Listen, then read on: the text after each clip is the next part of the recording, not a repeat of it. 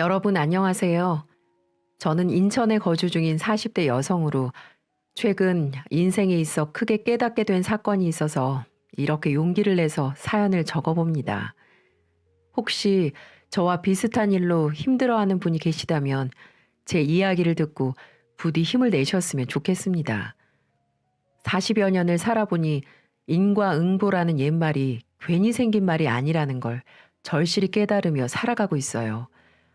제게는 도대체 무슨 사연이 있었는지 지금부터 말씀드려 보도록 하겠습니다.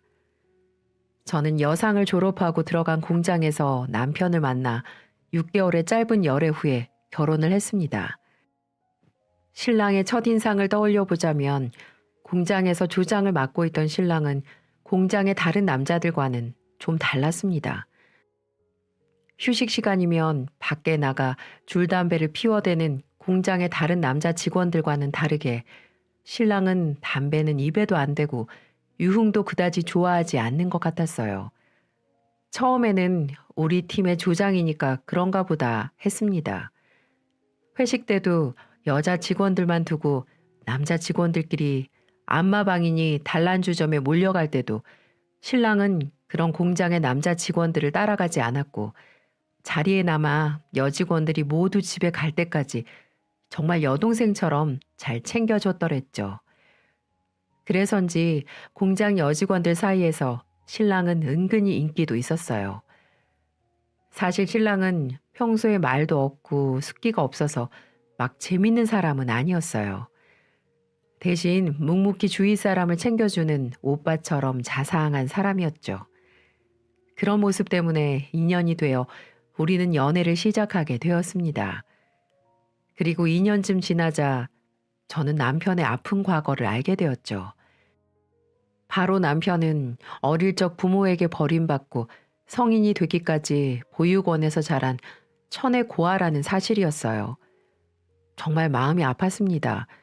이렇게 성실하고 착한 사람에게서 이런 가슴 아픈 사연이 있었다고 생각하니 더 안아주고 지켜주고 싶었습니다. 솔직히 엄마에게 신랑이 보육원 출신이라는 걸 털어놓는 게 좀 겁이 나긴 했어요. 결혼을 전제로 만나는 사람이 고아 출신이라는 걸 엄마가 어떻게 받아들일지 몰랐거든요. 아버지가 없던 우리 집 가정 환경 때문에 엄마는 제가 평범한 가족의 일원이 되길 바라셨거든요.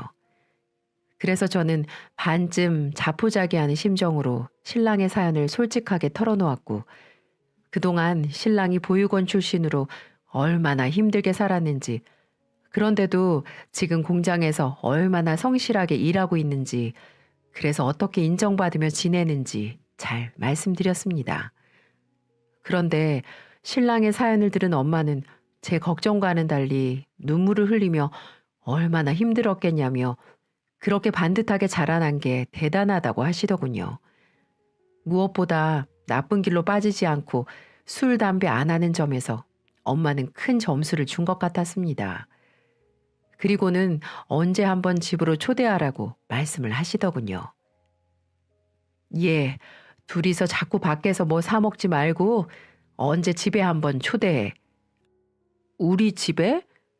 그래, 지금껏 제대로 된 집밥도 못 먹어봤을 거 아니니.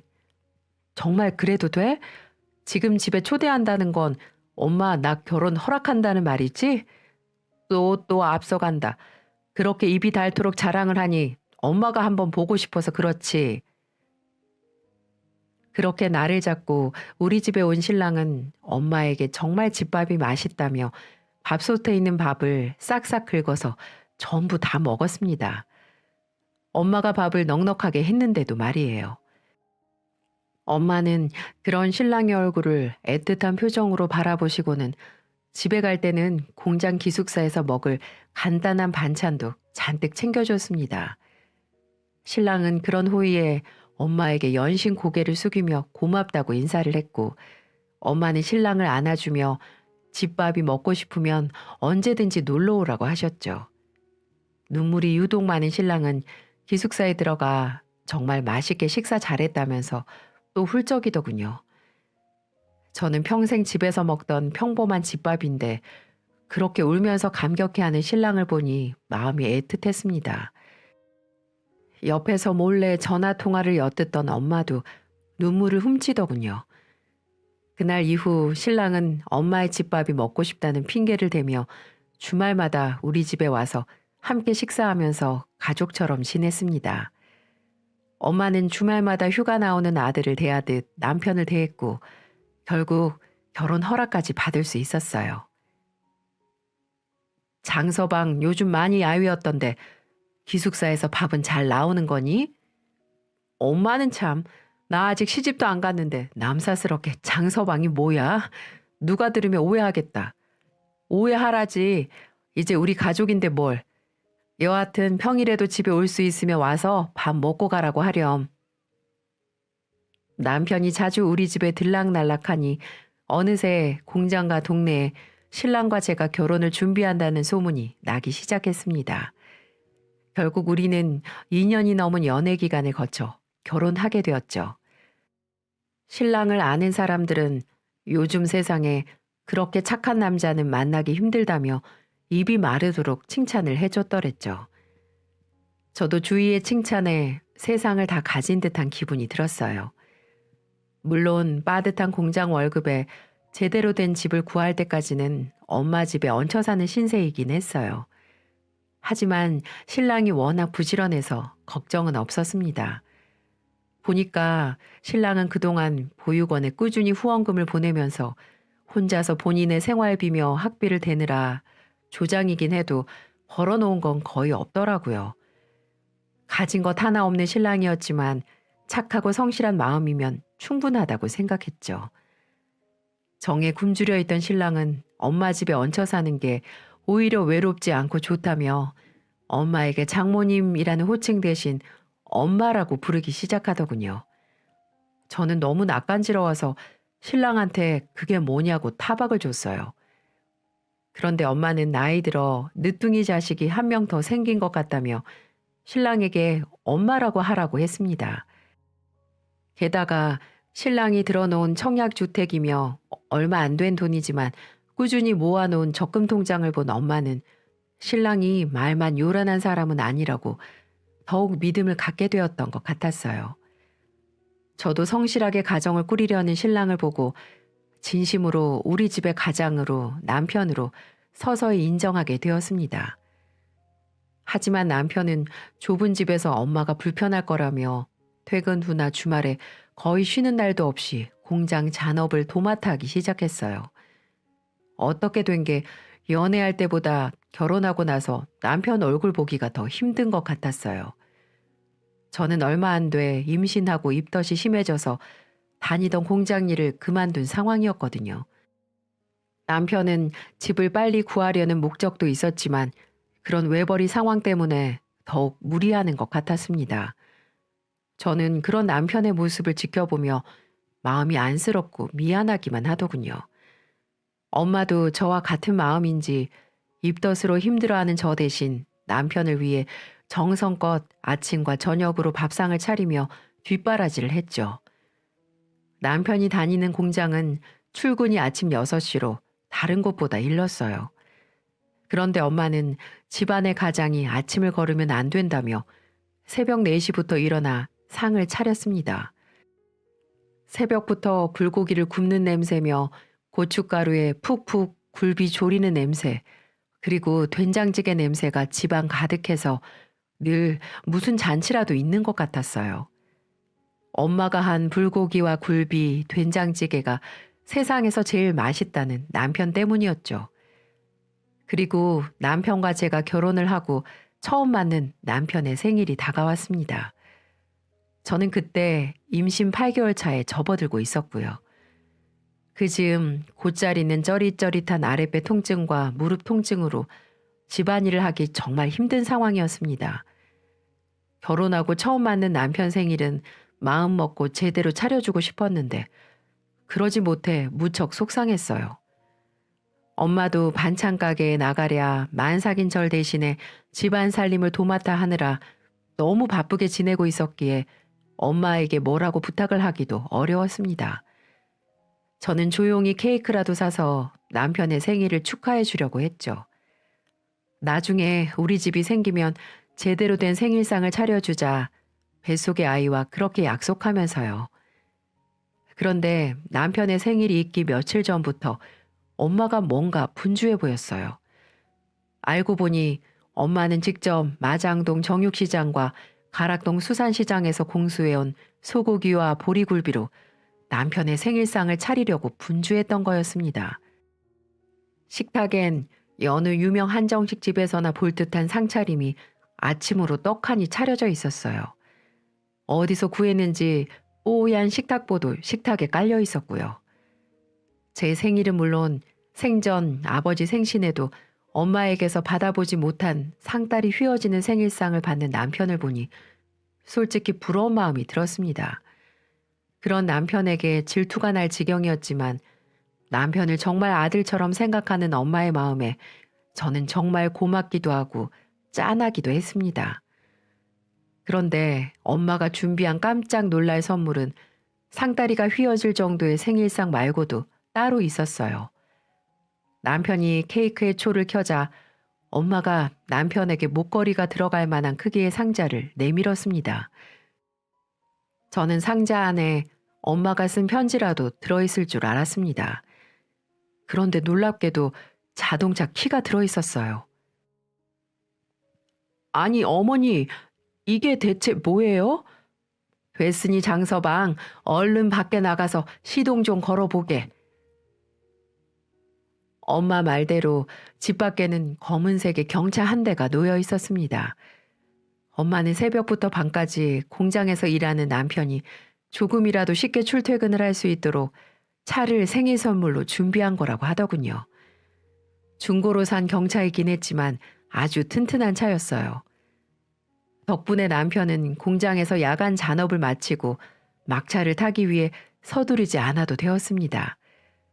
전에는 막차를 놓치지 않겠다며 서두르느라 공장에 지갑을 두고 오거나 넘어져서 다친 적도 있었거든요. 아기가 태어나고 봄이 되면 우리 네 식구는 엄마가 남편에게 선물로 준 차를 타고 근교로 드라이브를 가기도 했죠. 봄에 핀 벚꽃 나무들이 아주 예쁘더라고요.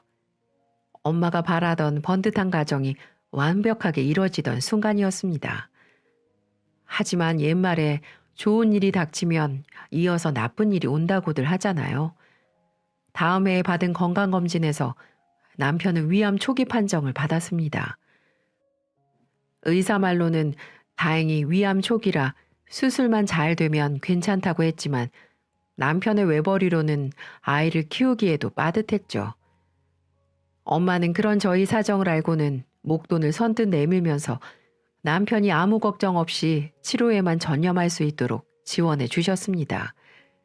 그리고 아이를 키우느라 정신이 없던 저를 대신해 엄마는 남편이 완전히 나을 때까지 친아들처럼 극진히 아끼고 보살폈어요.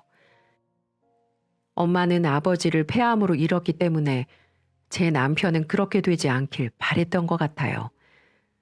그렇게 남편을 친아들처럼 보살피는 엄마를 보고 사람들은 모자지간이라고 착각할 정도였습니다.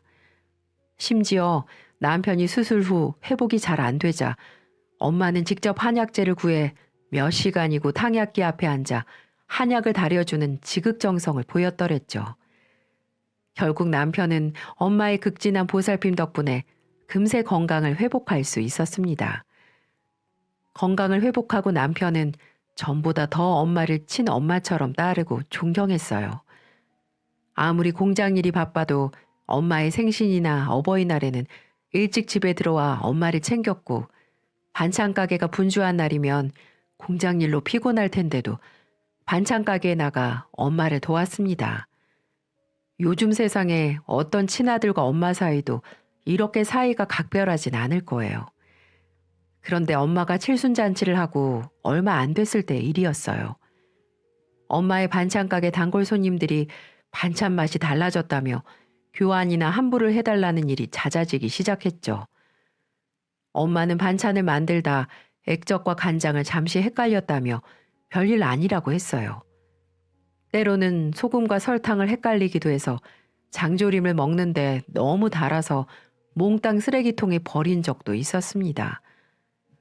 점차 엄마의 가게로 환불이나 교환을 요청하는 손님들이 늘어났고 어느새 엄마의 반찬 가게를 찾는 손님이라곤 제가 어릴 때부터 와주셨던 시장분들밖에 없었어요. 저도 단순히 반찬 맛이 변한 게 엄마의 입맛이 변했나 보다 했죠. 그런데 아이를 어린이집에 보내고 집에 돌아온 날이었습니다. 방문을 열어보니 난장판인 게 아니겠어요? 엄마는 머리를 산발하고서 뭔가를 찾고 있는 것 같았어요. 저는 엄마에게 뭘 찾고 있냐고 물었죠. 그러자 엄마는 제 마음을 찢어버리는 말을 했습니다. 귀아야, 엄마 큰일 났어. 오늘 반찬 가게에서 번 돈이 몽땅 없어졌어. 돈이 없어졌다고? 오늘 엄마가 겉절이 단체 주문으로 30만 원 받은 거 분명 여기 서랍에 넣어놨거든. 근데 없다. 너 못 봤니?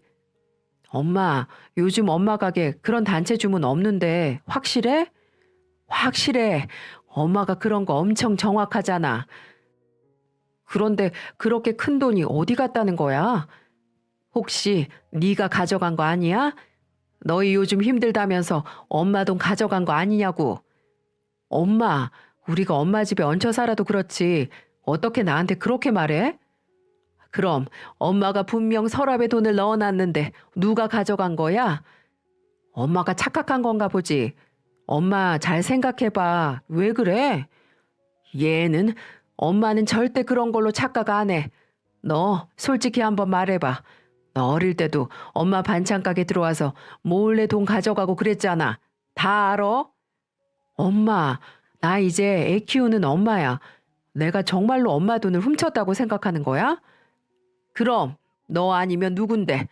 장서방이 공장에서 일하다 말고 여기서 가져갔겠니?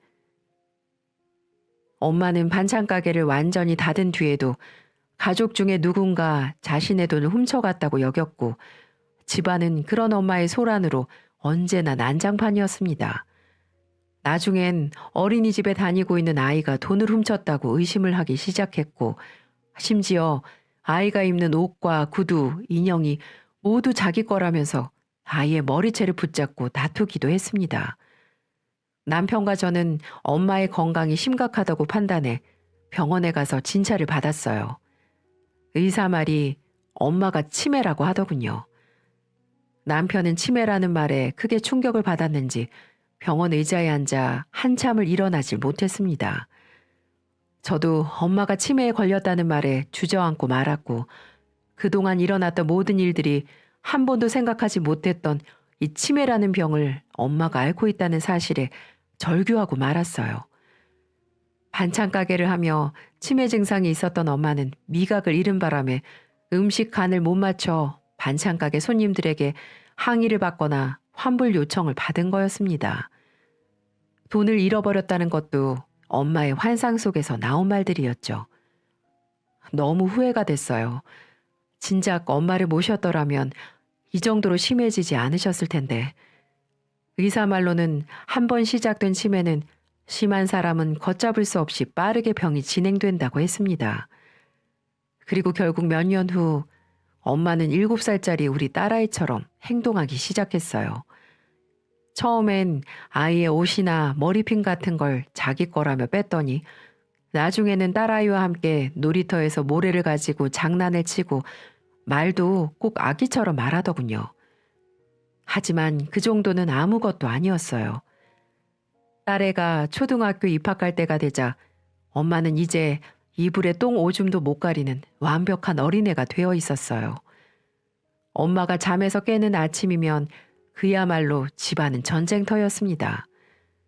엄마가 이불에 싼 오줌이며 똥을 치우느라 집은 오물 냄새로 진동을 했고 어린 딸아이는 할머니가 무섭고 냄새가 난다며 울고불고 난리를 피웠어요. 심지어 장난감을 주지 않는다며 저와 남편을 마구 때리고 발길질을 하기도 했습니다. 그때마다 남편은 엄마를 안으며 진정시키려고 했지만 엄마는 대뜸 남편에게 누구냐며 손으로 핥히기 일쑤였죠. 엄마는 남편을 알아보지 못하는 날이 많았습니다. 식사 시간이면 손으로 밥을 움켜쥐고서 제 얼굴을 향해 던지는 건 늘 있는 아침 행사였고요. 집안은 점점 난장판이 되어갔습니다. 한 번은 엄마를 붙잡고 정신을 차리라고 울고불고 빌기도 했어요. 그러면 엄마가 정신을 차리며 조금이나마 안정이 되는 것 같았거든요. 하지만 그것도 잠시뿐이었네요. 한 번은 한밤중에 부엌에서 들리는 인기척에 도둑이 들어온 줄 알고 남편을 깨워 야구방망이를 들고 난리를 피운 적이 있었죠. 그런데 부엌에 가보니 범인은 바로 엄마였습니다. 야구방망이를 들고 부엌에 들어가 누구라도 내려칠 준비를 하고 있던 남편은 엄마를 보고는 순간 기운이 빠져 주저앉고 말았죠. 엄마는 냉장고 안에 있는 음식을 손으로 집어 전부 먹어치우고 있었어요. 엄마의 입가와 머리카락은 고추장과 음식물로 엉망이었죠. 엄마는 절 잡고 왜 점심을 안 주냐고 소리를 질렀는데 핸드폰으로 시간을 확인해 보니 새벽 2시더군요. 그렇게 냉장고에서 음식을 너무 마구잡이로 꺼내 먹은 탓에 엄마는 심하게 배탈이 나서 병원에 반나절이나 입원을 해야 했습니다. 나중에 살펴보니 엄마는 해동도 되지 않은 돼지고기며 시금치, 유통기한이 지난 야쿠르트까지 몽땅 다 먹었더라고요. 마침 병원에서 링게를 맞고 정신이 든 엄마는 미안하다며 제 손을 잡고 오래 울기도 했습니다. 저도 같이 엄마의 손을 잡고 울었죠. 하지만 집에 돌아오면 엄마는 다시 7살짜리 아이로 돌아가 있었습니다. 어느 날은 딸아이를 어린이집에 보내고 집에 왔는데 분명 집에서 주무시고 계셔야 할 엄마가 갑자기 보이지 않아 경찰에 신고한 적도 있었어요. 저와 남편은 잠도 못 자고 엄마가 가볼 만한 곳을 찾아다녔죠. 한참 후에 경찰에 연락을 받고 가보니 엄마는 예전에 반찬가게 앞에서 잠을 자고 있었습니다. 아이처럼 엄지손가락을 입에 물고 평온하게 자고 있더군요. 아마도 엄마의 일생에서 반찬가게에 있던 시간이 가장 행복했었나 봅니다. 남편은 잠든 엄마를 딸아이 업듯이 등에 업고는 집으로 다시 모셨고요. 나중에 알게 된 사실인데 근처를 지나가던 시장분이 빈 점포에서 잠자고 있던 엄마를 알아보고는 신고를 했다고 하더군요. 전부터 우리 모녀를 알고 있던 분이라 엄마가 치매에 걸렸다는 이야기를 듣고 무척 안타까워하셨죠. 그러던 어느 날부턴가 남편이 안 마시던 술을 잔뜩 마시고 집에 오는 날이 늘어나기 시작했습니다. 전화를 해도 잘 받지 않았고 무슨 일인지 물어도 대답을 명확하게 해주지 않았어요. 저는 엄마의 치매도 있고 그동안 스트레스를 많이 받았나 해서 더는 캐묻지도 않고 꾹 참고 있었죠. 그러던 어느 날 부엌에 우는 소리에 잠에서 깼습니다. 저는 당연히 또 엄마가 부엌에 나가 울고 있는 줄 알았어요. 그런데 남편이 식탁에 앉아 울고 있더라고요. 우리가 처음 만나 보육원 이야기를 했을 때처럼 서럽게 울고 있었어요. 그 모습에 저는 또 짠한 마음이 생겼고 옆에 다가가 남편에게 무슨 일이냐고 물었죠. 하지만 남편은 한참 아무 말도 없이 저를 바라보기만 했습니다. 그렇게 한 30분쯤 지났을까요? 남편이 겨우 입을 열더군요. 여보, 정말 미안해. 미안하긴 무슨 일 있어? 정말 미안해, 여보. 갑자기 안 마시던 술을 다 마시고 대체 무슨 일인데 그래? 그게 당신 정구 알지? 박정구. 정구 씨? 당연히 알지. 우리 결혼식 때 사회도 보고 엄마 칠순잔치에 우리 딸 돌잔치에도 와줬었잖아. 안 그래도 전에 엄마 집 나가고 소식 없었을 때 도와줘서 고맙다고 연락하려던 참이었는데 왜? 정구 씨한테 무슨 일이라도 있어? 무슨 안 좋은 일이라도 당한 거 아니지? 내 질문에 남편은 다시 꿀먹은 벙어리가 되어버렸고 출근할 시간이 다 돼서야 남편은 정구에게 사기를 당해 우리가 8년간 모은 1억 원을 다 잃었다고 털어놓았습니다. 순간 땅이 꺼지고 눈앞이 하얗게 번쩍하더군요. 사람이 너무 놀라면 아무 말도 안 나온다고 하잖아요. 그제야 그 말이 실감이 나더군요. 남편의 이야기를 듣고도 저는 아무 말도 할 수 없었습니다. 창밖에 아침에는 밝아오는데 이게 무슨 상황인지 쉽게 이해할 수가 없었던 거죠. 1억은 우리가 큰 집으로 옮기기 위해 8년간 저와 남편이 안 입고 안 먹고 모은 피 같은 돈이었어요. 무엇보다 우리의 결혼식에 사회까지 봤던 정구라는 친구에게 남편이 사기를 당했다는 게 믿겨지지가 않았습니다. 저도 이렇게 충격이 심한데 남편은 어떻겠어요? 남편은 가장 믿었던 친구에게서의 배신, 그리고 전 재산 1억을 사기당했다는 사실에 정신을 차리지 못했습니다. 매일같이 술을 마시기 시작했어요. 출근 직전까지 술을 마시던 남편은 기계를 다루는 공장에서 위험하다며 결국 퇴사 통보를 받았고 15년 가까이 일하던 공장에서 잘리게 되었습니다. 그때부터 남편은 제가 알던 남편의 모습이 아니었어요. 망나니, 나쁜 놈, 비열한 놈, 왼수, 이 모든 수식어가 어울릴 만큼 제게 상처를 주는 그런 인간으로 변해가기 시작했습니다. 딸아이가 좀 놀아달라고 하면 혼자 가서 놀라며 밀치기 시작했고 집안 일이라든지 청소, 그 아무것도 하지 않으려고 했어요. 심지어 일자리 알아보는 것도 지겹다며 허구한 날 집에서 술을 먹기 시작했습니다. 정말 폐인이 따로 없었죠. 그런데 안 좋은 일은 또 한꺼번에 온다고 하잖아요. 대낮부터 술을 마신 남편이 음주운전으로 교통사고까지 일으킨 거였어요. 교통사고를 일으킨 차는 8년 전에 엄마가 생일 선물로 남편에게 선물한 그 차였습니다. 저는 가슴이 찢어지는 것 같았어요. 안 그래도 윤창호법이다 뭐다 해서 음주운전에 대한 처벌이 심해지는 상황이었기에 저는 피해자와 최대한 합의를 해 상당한 금액의 합의금을 물어줘야만 했죠. 남편이 친구에게 사기를 당하고 음주운전으로 합의금을 물어주느라 우리 집 통장엔 잔고가 거의 남아있지 않았습니다. 엄마가 예전 같았더라면 이런 꼴을 두고만 보지 않으셨을 텐데 엄마는 여전히 딸아이의 인형을 가지고 놀며 7살짜리 어린애처럼 행동하고 있었죠.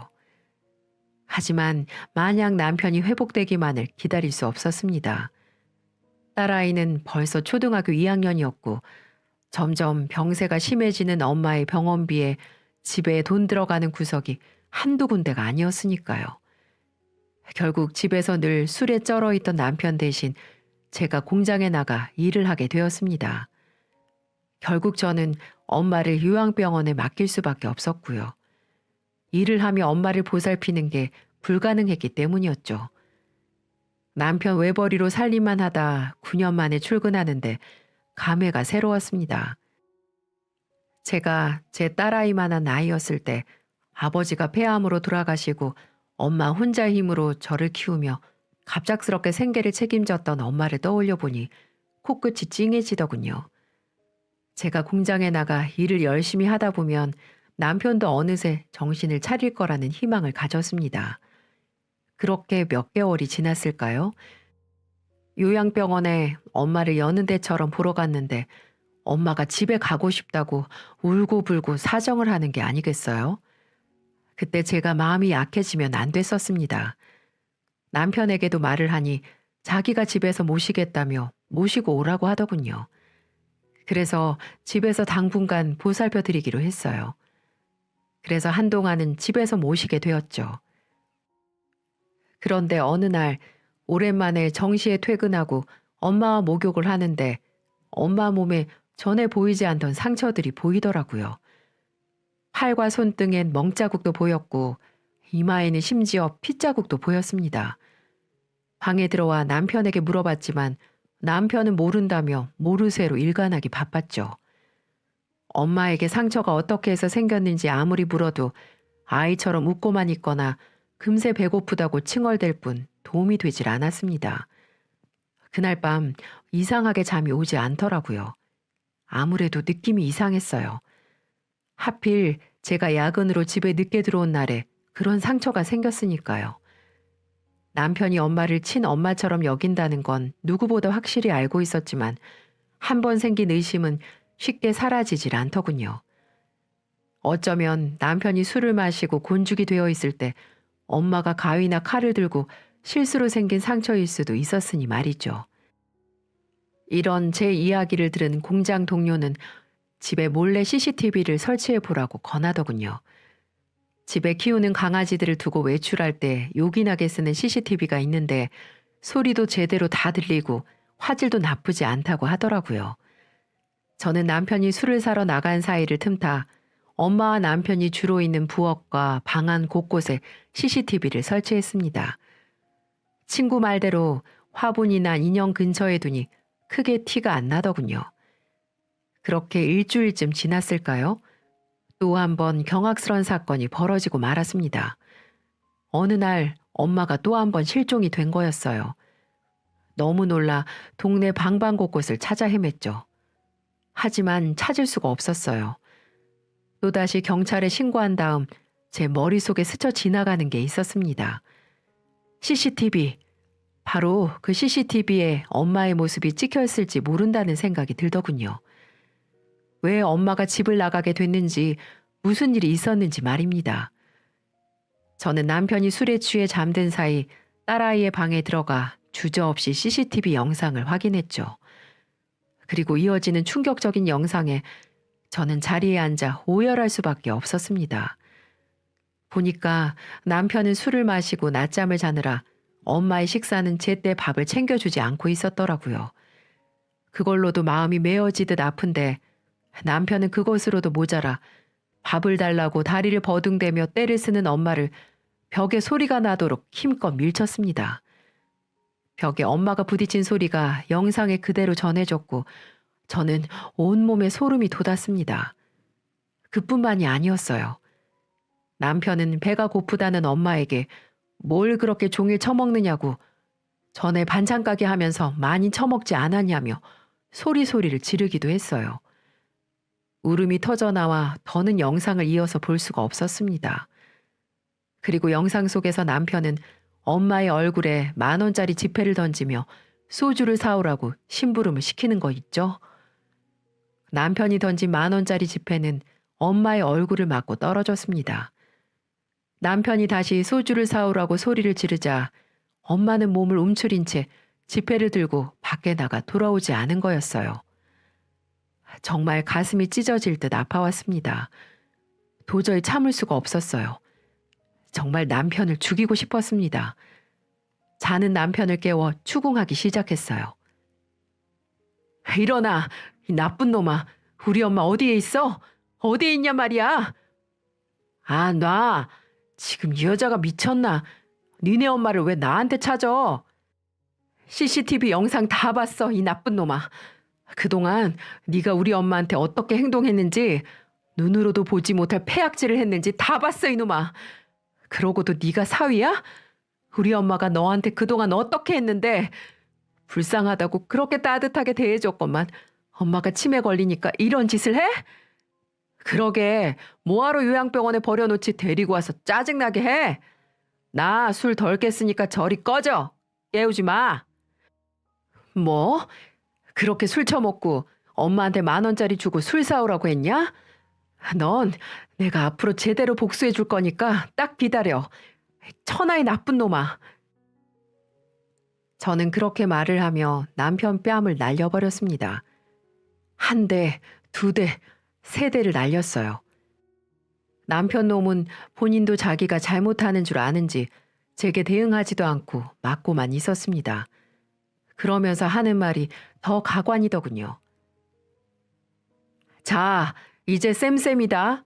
너도 나 때렸으니까 서로 없던 일로 하자고. 뭐? 너 말 다 했어? 정말 쓰레기여도 이런 쓰레기는 없었어요. 그렇게 한참을 그놈하고 입씨름하고 있는데 초인종이 울렸습니다. 그런데 문을 열고 깜짝 놀라고 말았어요. 제 앞에 엄마가 서 있었던 거예요.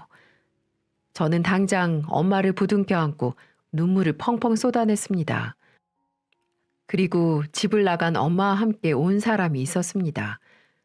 엄마를 안고 한참 울고 있느라 엄마가 누구와 같이 왔는지 알아볼 새도 없었던 거죠. 엄마 뒤에 나타난 사람은 바로 경찰이었어요. 경찰은 손에 10,000원짜리 한 장만 들고 거리를 방황하는 엄마를 보고 이상하다 싶어서 경찰서에 데려왔다고 하더군요. 경찰을 보자마자 엄마가 어린아이처럼 배고프다고 칭얼댔다고 했어요. 남편이 밥을 잘 챙겨주지 않았으니 엄마가 얼마나 배가 고팠겠어요. 경찰분들께서는 친절하게도 배고프다고 떼를 쓰는 엄마에게 설렁탕을 사주셨다고 했습니다. 처음엔 엄마를 노숙자라고 여겼다가 엄마가 하는 행동이며 옷 입은 거며 반듯하고 깨끗해서 집을 잃은 치매 환자라고 생각하셨다고 하더군요.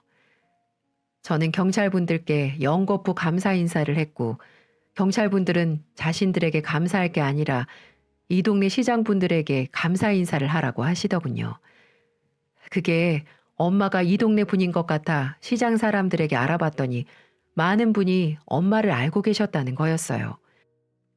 당연히 시장에서 30년간 반찬 가게를 했으니 엄마를 모르는 분은 거의 없었을 거예요. 저는 그 집에서 남편 놈과 엄마를 격리시키기 위해 엄마를 모시고 밖으로 나왔습니다. 남편 놈을 곧바로 고소하기 위해서였죠. 엄마를 데리고 온 경찰에게 저놈을 잡아가라고 하니 정식으로 고소를 하라고 하더군요. 그래서 저는 CCTV 영상들을 가지고 곧바로 고소를 진행했습니다. 그리고 돌아오는 길에 엄마가 반찬 가게를 했던 시장에 달려가 시장분들께 감사의 인사를 드렸고요. 그리고 그 순간 저는 엄마의 반찬 가게 단골이기도 했던 떡집을 운영하는 사장님에게 믿지 못할 충격적인 이야기를 듣게 되었어요. 정말 뜻밖의 내용들이었어요. 이런 말을 해도 되나 모르겠는데 귀하 신랑 말이야. 네, 괜찮으니까 말씀하세요. 사실 우리 방앗간에서 가끔 배달 일을 도와주는 결혼 안 한 총각 알지? 그 총각이 글쎄 네 신랑을 안다고 하더라고. 보육원 같은 동기라고 하대. 네, 그 사람 보육원 출신이에요. 저도 알고 결혼한 거예요. 근데 이게 그 총각 말로는 보육원에서 귀하 신랑이 엄청나게 사고를 많이 일으킨 문제였다고 하더라고. 그런 말을 못 들었지? 그럼요. 저한테는 보육원에서 조용히 지냈다고만 했어요. 에휴, 그랬구먼. 들어보니까 보육원에서 그렇게 사고를 많이 치고 다녔대. 그리고 보육원에서 나와 사회 나가서도 정신 못 차리고 폭행에 사기에 정말 말도 못하게 사람들을 괴롭히고 다녔다고 하더라고. 네? 뭐라고요? 알고 보니 남편이 그 나이 먹고도 모아놓은 돈이 없었던 건 젊어서 하도 사고를 쳐서 합의금을 물어주느라 그렇게 된 거였어요. 또 공장에서 받은 월급으로 보육원에 후원금을 보냈다는 말도 보육원에 전화해서 연락해보니 남편이 전에 엄청 사고를 쳐서 그때마다 합의금을 보육원 원장님이 대신 사비로 도와준 거라 그 빚을 갚는 거라고 하더라고요. 남편은 완벽하게 과거를 세탁해서 저를 속이고 결혼한 거였습니다. 술, 담배도 못하는 척 연기를 해서 사람들한테 환심을 사려고 한 거였죠. 저는 곧바로 집으로 가 남편을 집에서 쫓아냈습니다. 시장 상인들이 집으로 같이 가준 덕분이었죠. 혼자 할 수 없는 일을 가족같이 지내던 상인들이 합심해서 저와 엄마를 지켜줬던 거였습니다. 사람들이 집안에 때로 몰려오자 남편은 깜짝 놀래더니 본인도 혼자 힘으로는 안 된 걸 파악했는지 쫓기듯이 도망가더군요. 에라이 나쁜 놈아. 한 번만 더 이 집안에 발들이면 우리가 다리 몽둥이 부러뜨릴 줄 알아. 이 고약한 놈 같으니라고. 시장에서 야채를 파는 아주머니가 울분을 토하면서 고함을 질렀어요. 정말 얼마나 든든했는지 모릅니다. 이 모든 게 30년 동안 저희 엄마가 시장에서 상인들과 얼마나 이것저것 풍파를 겪으며 가족같이 지냈는지 알 수 있었습니다. 그렇게 저는 이후 남편과 이혼을 하게 되었어요. 남편 놈은 상습적인 학대 혐의로 1년여의 실형을 선고받고 교도소에 수감되게 되었죠. 과거의 전과 기록 때문에 실형은 피하지 못했습니다. 그리고 1년 전쯤 남편이 출소했다는 소식을 들었어요. 그리고 더 놀라운 사실은 남편은 암이 재발되어 투병 생활을 하고 있다고 하더군요. 본인이 직접 전화 와서 우리 딸이 보고 싶다며 한 번만 보여달라고 그렇게 울면서 애원하더군요. 참 미친놈처럼 보였습니다. 무슨 낯짝으로 제 딸을 보고 싶다는 건지, 그러면서 소름 끼치게 장모님은 잘 지내냐고 물어보는데 심장이 다 떨리더군요. 곧장 전화를 끊고 번호도 바꾸고 경찰에게 신변 보호를 요청했네요.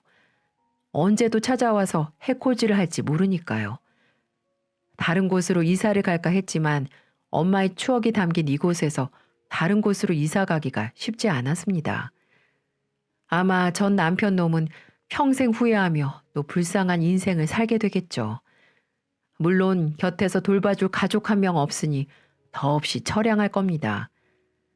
아마 평생 인과응보라는 옛말이 있듯이 지은 죄가 있었으니 이렇게 벌을 받게 된 것 같습니다. 이렇게 저희 순탄치 않은 결혼은 끝이 났어요. 누구 하나 웃는 사람이 없습니다. 엄마는 치매에 걸렸고 전 남편과 저는 이혼남, 이혼녀 타이틀을 갖게 되었으니까요. 하지만 저는 앞으로 저만 바라보는 제 딸과 엄마를 위해 열심히 달릴 생각입니다.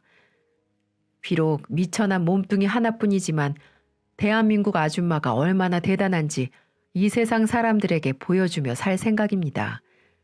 뼈를 깎는 고통으로 열심히 살도록 하겠습니다. 이걸 보시는 모든 분들은 저와 같은 일은 부디 겪지 마시길 바라고, 우리 세 식구가 앞으로 잘 살 수 있도록 여러분들이 응원해 주시면 감사하겠습니다. 다들 행복하시고 가정에 축복만이 있으시길 바랍니다.